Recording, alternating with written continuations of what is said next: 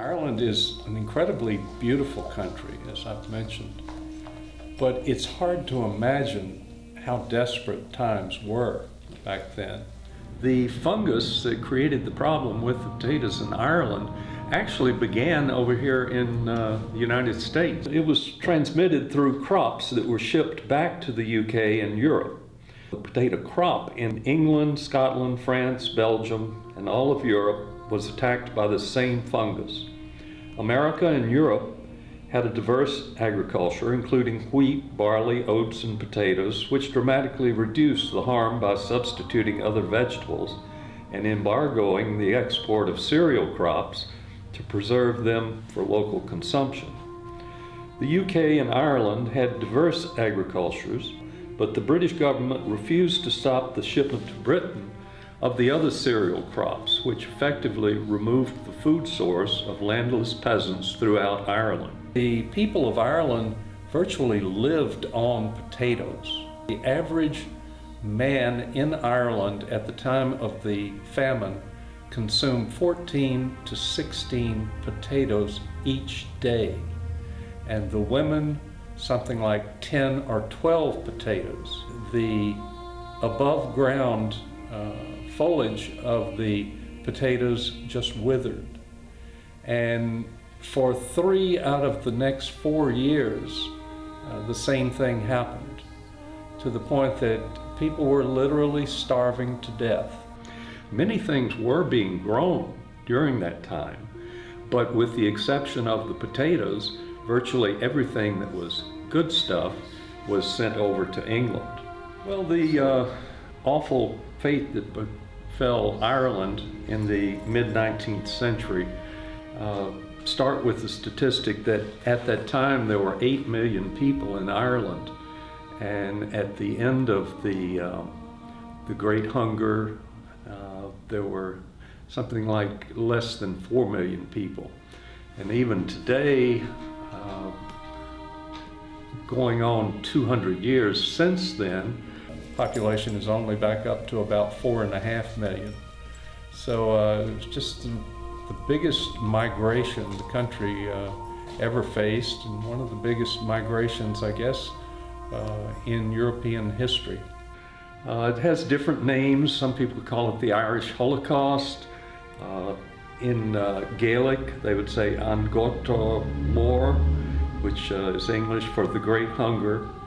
There's a huge collection of materials that one can delve through at the Quinnipiac University, where they have Ireland's Great Hunger Institute. It tells the story of how in just 5 years, from 1845 till 1850, approximately 1.5 million Irish men, women, and children died of starvation or related diseases. By the year 1855, 5 years after the worst of the famine, 2 million more had fled Ireland to avoid a similar fate. This decimation of her population makes Ireland's Great Hunger both the worst chapter in the country's history and arguably the single worst catastrophe in 19th century Europe. With all the wars that took place during that century, that really makes a statement. Beginning with the Napoleonic period, coming on down through the 19th century, heading toward the Russian Revolution, Europe was in perhaps its most volatile period ever. And yet, what befell the people of Ireland outdoes all of these statistics about wars. Just when you start talking about millions of people from a relatively small population, 2 million people who immigrated primarily to the United States. No, there actually was a problem with cholera in Ireland in the 1830s. The country was just really on the ropes. They were already down from all this cholera, and then along comes the potato famine. It was just incredibly difficult time for this whole nation. When they got to the point, one family, for example, had this prize racehorse, And just to survive, they began tapping the blood from this horse, and that's what the family was consuming, just to keep themselves alive. The grandmother in the family just stopped taking any food, leaving everything that would have gone to her. Her small portion was given to the children and the grandchildren.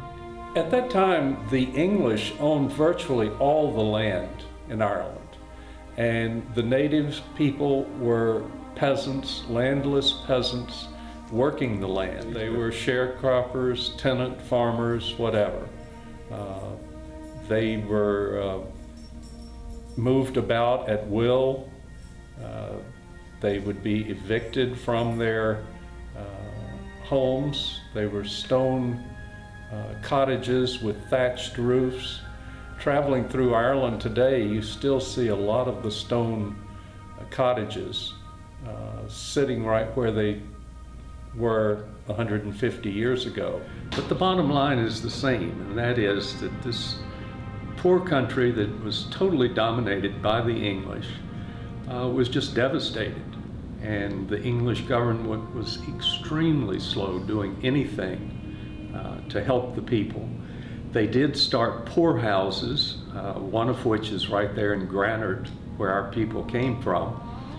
But it was really just a place to house them, give them minimal food, and they actually had them working at breaking stones into smaller stones. That was the work for the men.